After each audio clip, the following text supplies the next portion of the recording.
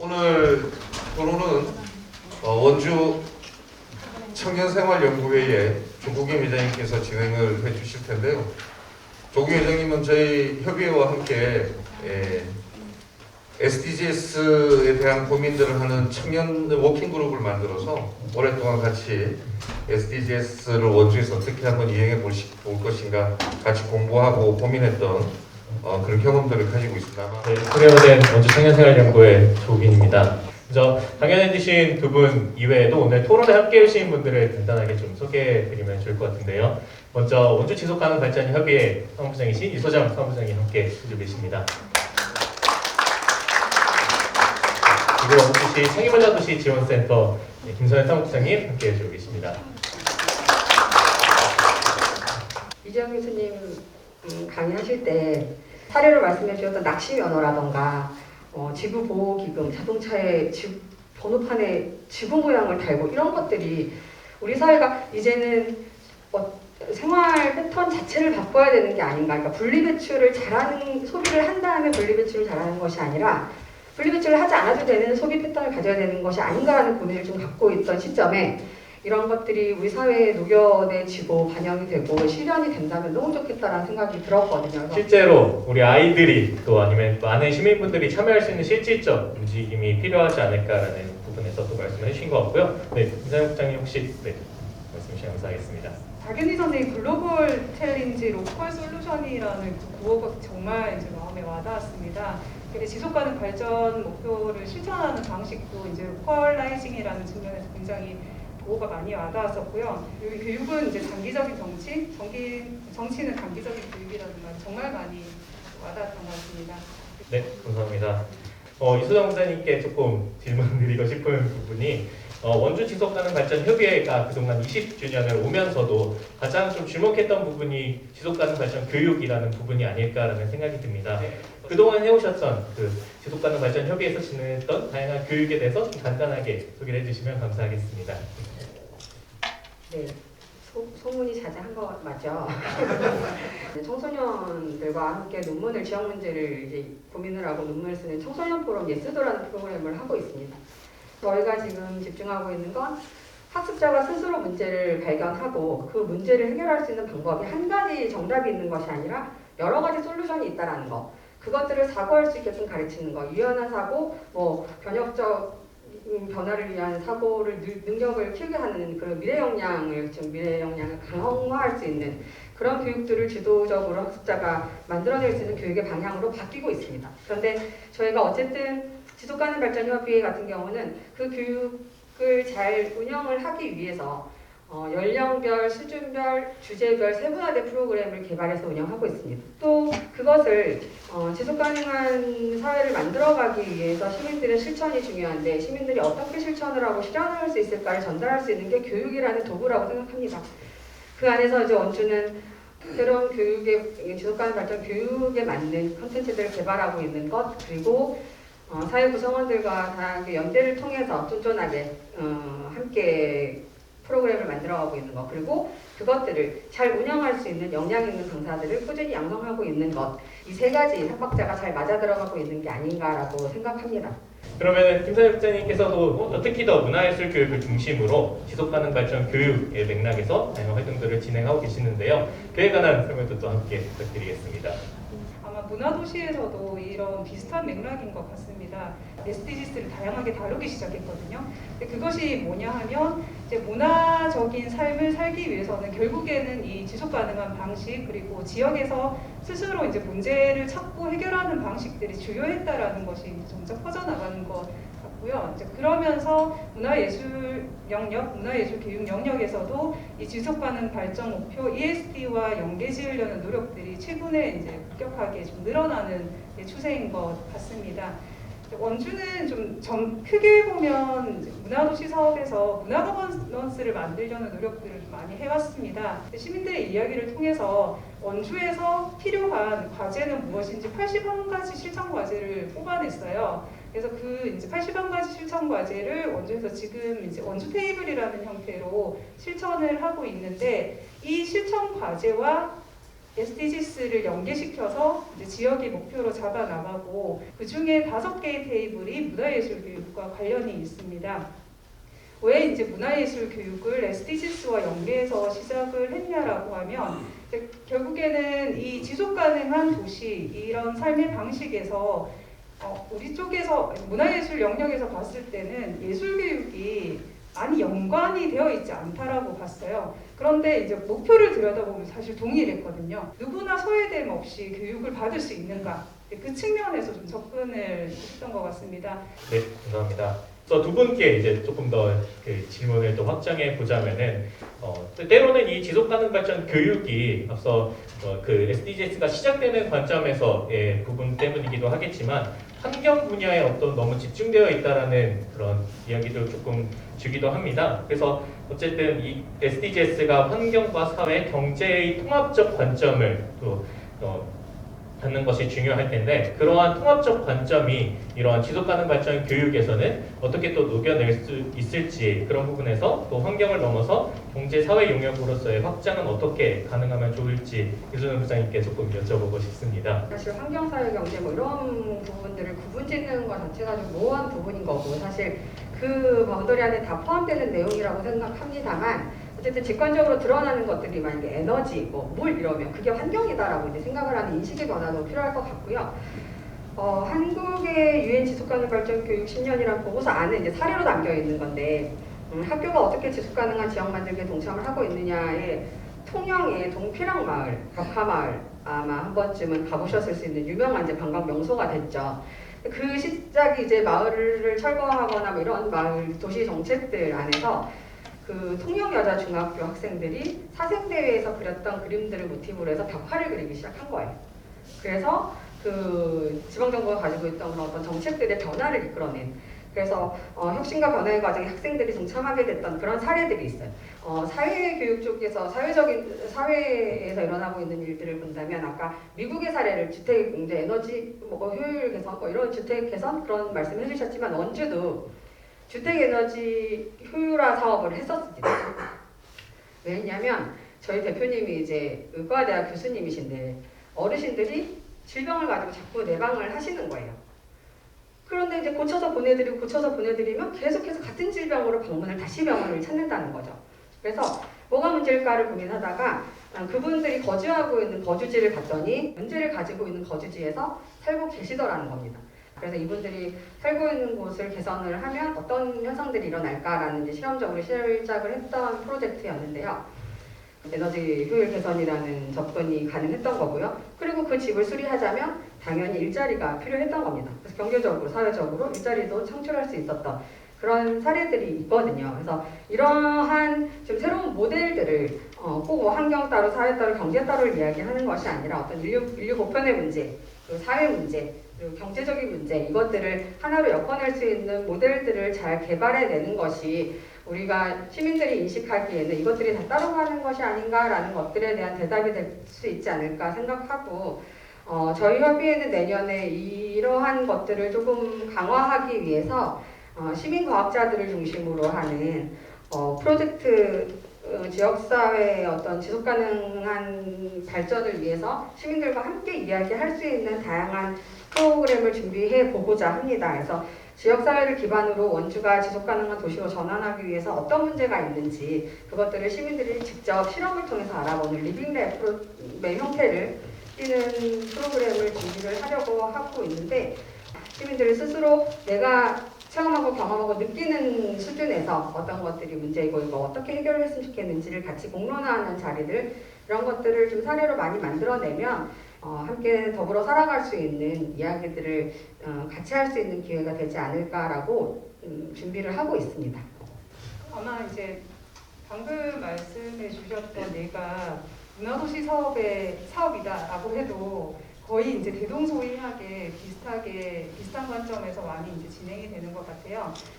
그러면서 왜 문화도시가 문화예술 교육이라는 것에 주목을 하게 됐냐면 사실 이제 보편적인 그러니까 이거는 교육 불평등 해소에서 좀 시작을 했던 것 같아요. 굉장히 놀라웠던 부분이 뭐냐면 저희가 생각을 하는 SDGs는 실천의 방식이었는데 그 예술계 쪽 분들은 이것을 선언이라고 생각을 하시더라고요. 각종 자료들을 찾아보니까 이 ESD와 이제 문화예술 교육이 굉장히 결합 지점이 굉장히 약했다라는 부분들이 있었고요. 그래서 같이 학습부터 좀 시작을 했습니다. 네, 그러면서 예술 교육에 있어서의 방식과 ESD에서의 방식들 좀 접점을 찾아 나가는 방식들이 좀 있었는데요. 예를 들어서 저는 어쨌든 이 다양한 방식들을 위한 관점에서 예술가들과 이런 같이 이제 논의하는 자리들이 마련되면 굉장히 이제 좋을 거라는 생각들을 많이 가지고 지금도 이제 학습을 많이 하고 있는데요.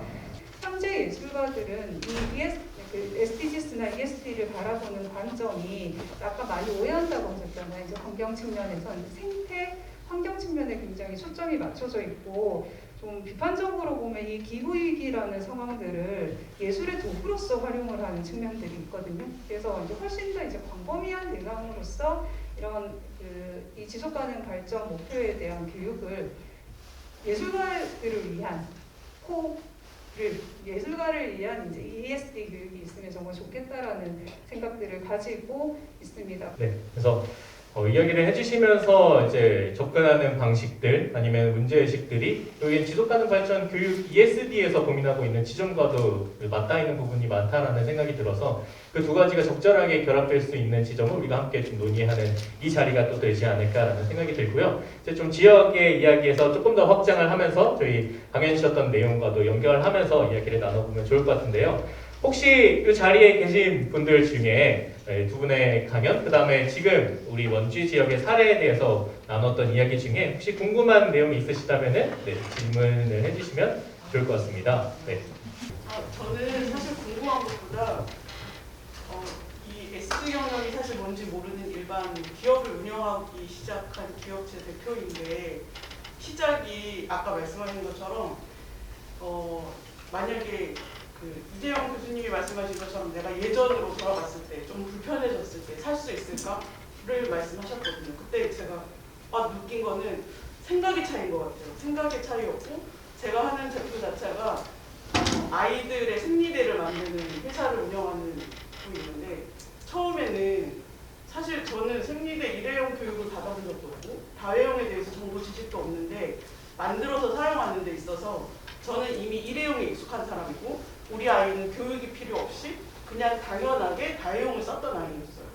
근데 이 아이한테 자 일회용의 문제가 이런 거야. 그래서 환경 문제가 이래. 이럴 필요가 없는 거예요. 이 아이는 그냥 그대로 습득하고 받아들이네. 그거 보면서 느낀 게 우리가 만약에 다가가는 대상에 따라서 교육의 방식이 좀 달라지면 우리가 애를 쓰지 않아도 자연스럽게 받아들일 수 있는 기회가 좀 더 많아지겠다라는 생각이 되어졌거든요. 제가 이제 사업을 운영하면서 느끼는 거고 또 하나는 지속가능 발전 교육이라는데 사실 저는 이거에 대해서 잘 모르는 그냥 일반인이거든요. 이런 거에 대해서 좀 더 많은 정보와 지식이 좀 더 쉽게 좀 다가갈 수 있는 그런 게 좀 있었으면 좋겠다라는 생각이 좀 더. 네, 그러면 교수님께 방금 대표님께서 말씀해 주셨던 부분에서 우리가 실제로 생활의 방식으로 체득해 나가는 그런 관점과 또 이것들을 어떻게 보면 다시금 교육의 관점으로 전달하는 것에서는 또 어떠한 또 방식으로 또 접근해야 될지에 대한 고민들도 좀 많은 것 같은데요. 이런 부분에선 또 어떻게 좀 우리가 접근해 나가야 된다라고 좀 보시는지. 네. 몇 분 말해도 돼요? 마음이 같죠. 앞에 이제 두 분 말씀하셨던 거랑 조금 더 연결해서 너무 길지는 않게 말씀을 드려볼게요. 제가 처음 말씀드리고 싶은 건 이 기후변화 문제를 어떤 경우는 굉장히 지식과 정보를 통해서 그 사람을 습득하면 변할 것 같지만 사실 잘 안 그렇더라.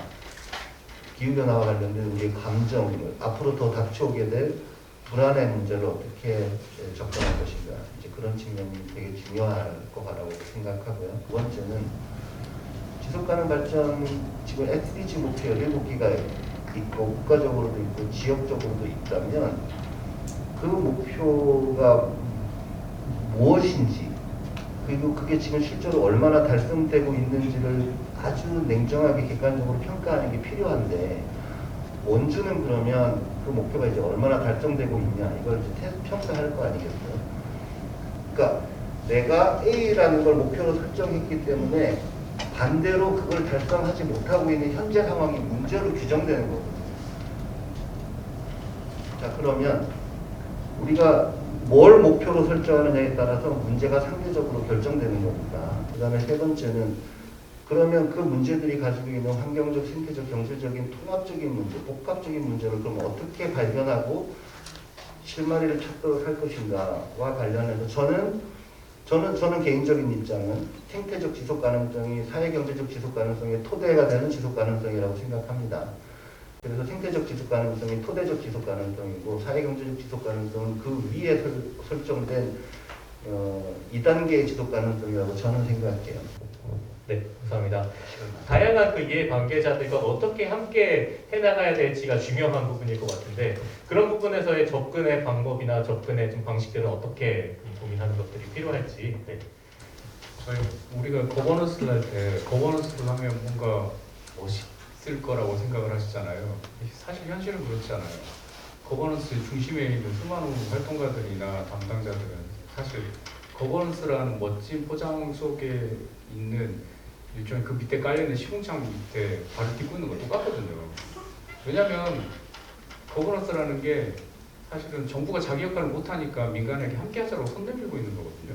근데 여기서 문제는 뭐냐면 우리가 아까 문화도시나 이소정 부장님도 같은 얘기를 했는데 시민 참여를 강조를 해요 이제. 왜냐하면 시민들이 욕구가 강하니까. 그러면서 시민들에게 요구하는 게 의견을 내십시오. 그걸 수령해서 행정이 전달하겠습니다가 돼버려요. 지금 어떻게 생각하냐면 제안을 하셨으면 그 제안에 대해서 저는 책임을 져야 된다고 봅니다. 예를 들면 환경기후 지속가능 발전 교육을 하라라고 목소리를 낼 게 아니라 지금 현재 원주시의 시스템 내 교육 체계 안에 지속가능 발전이 어떻게 되고 있는 교육이 ESD가 어떻게 되고 있는지를 봐야 될 것이고 그게 왜 구현이 안 되는 건지에 대해서 끈질기게 한번 토론하면서 논의하면서 그 안에 답을 찾아내야 됩니다. 그리고 제안을 하셔야 돼요. 그러니까 아까 여러분들께서 뭐 토론하는 문화들이 있으면 좋겠다 그런 자리가 있으면 좋겠다 하셨는데 사실 그게 주기적으로 계속해서 있어야 됩니다. 그렇게 해서 변화들을 진단하면서 평가를 해봐야 돼요. 근데 시민들이 그 정도의 권한을 갖고 움직이려면 그만큼의 다음 단계로 넘어가야 되는 이제 우리가 갖고 있을 수 있는 건 지식적인 측면과 경험적인 측면과 그러니까 학습으로 통해서 성장된 역량이 강화된 시민이 할 수 있는 것밖에 저는 없다고 생각하거든요.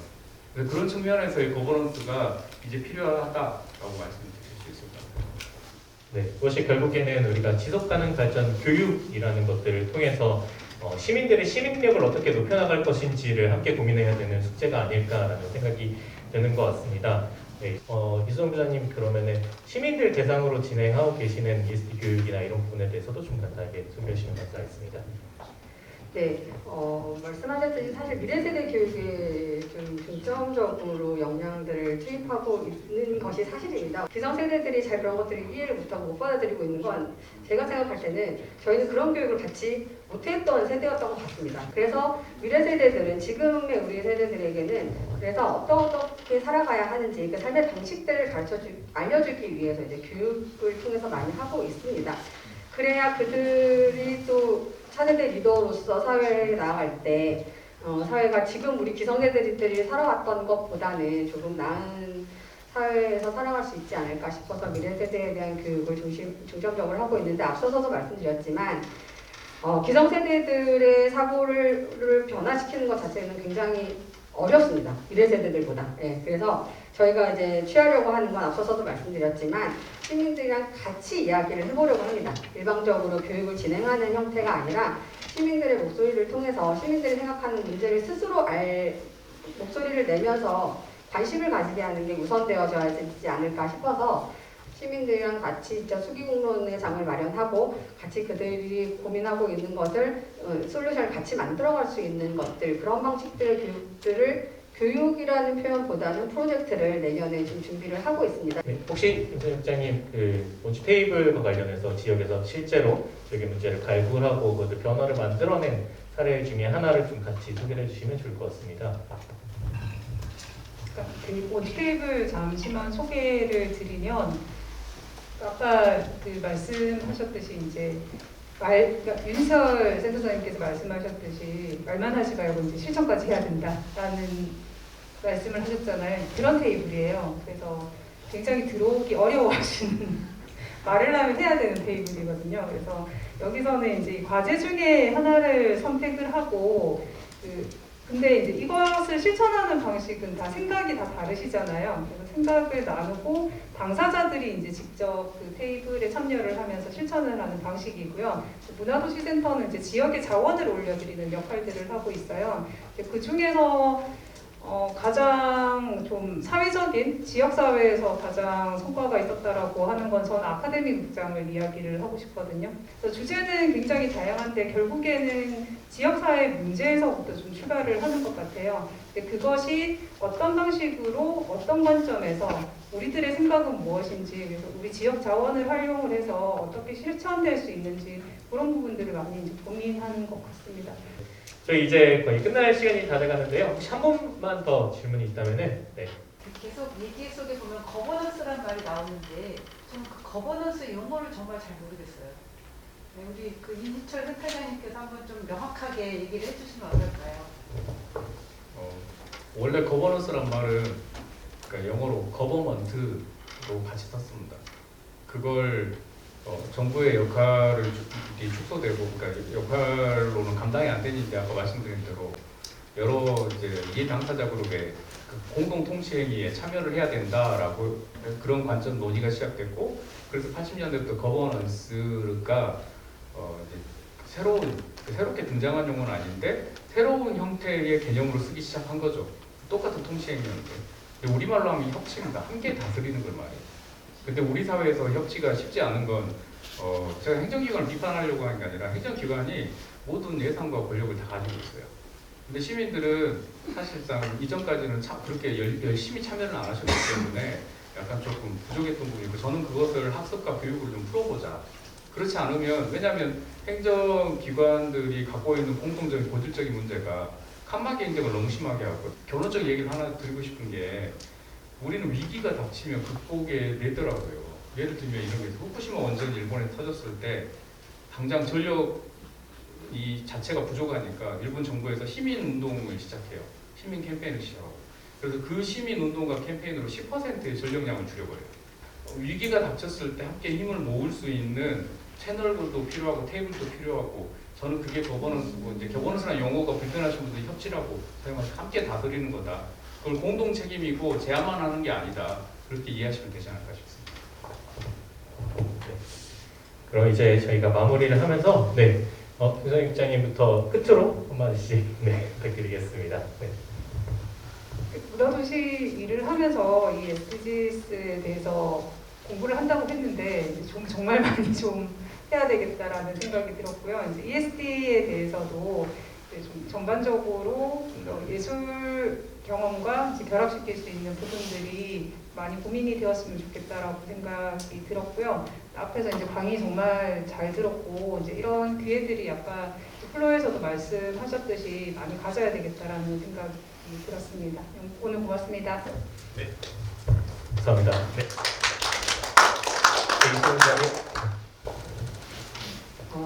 모든 사람들에게 미래적인 삶의 가치나 긍정적인 사회 변화로의 영향을 강화시킬 수 있는 방법이 교육이라고 생각합니다.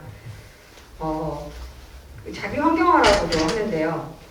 그게 먼 나라 이웃 나라 얘기면 사실 안 와닿고 우리가 행동의 변화를 이끌어내기 어렵다고 생각하거든요. 그래서 원주 시민들이 원주 지역에서 살아가면서 원주의 문제, 나의 문제라고 인식하고 있는 문제들을 함께 풀어나가기 위해서 다양한 노력을 계속해서 진행하겠습니다.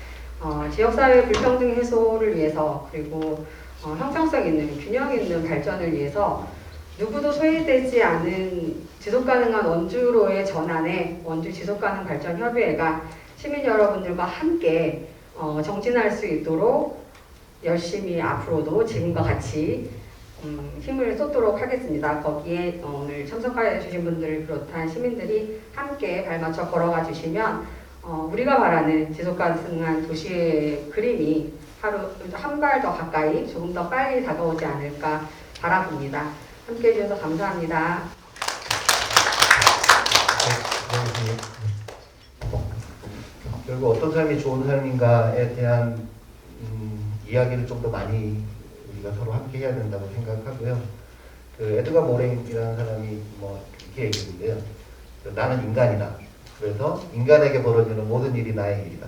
이렇게 얘기했는데 제가 오늘 말씀드리려고 했던 것처럼 우리가 지구인이라면 지구에서 벌어진 모든 일이 나의 일이다. 이렇게 생각하고 그런 새로운 인류로 함께 전해가면 좋겠습니다. 예, 감사합니다.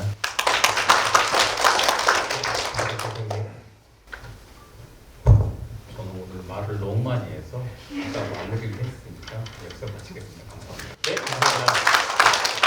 어떻게 보면은 첫 시간이었는데 또 앞으로 진행해야 될 그 부분에 있어서 우리가 지속 가능한 도시는 어떻게 가야 될지 그리고 탄소 중립을 달성하기 위해서 우리가 우리 한 사람 한 사람의 시민력들을 교육을 통해서 어떻게 높여나가야 될지 그 화두를 던졌던 시간이 아닐까라는 생각이 듭니다. 앞으로 남은 이틀의 과정에도 많은 관심과 참여 부탁드리겠습니다. 네, 저로 마치겠습니다.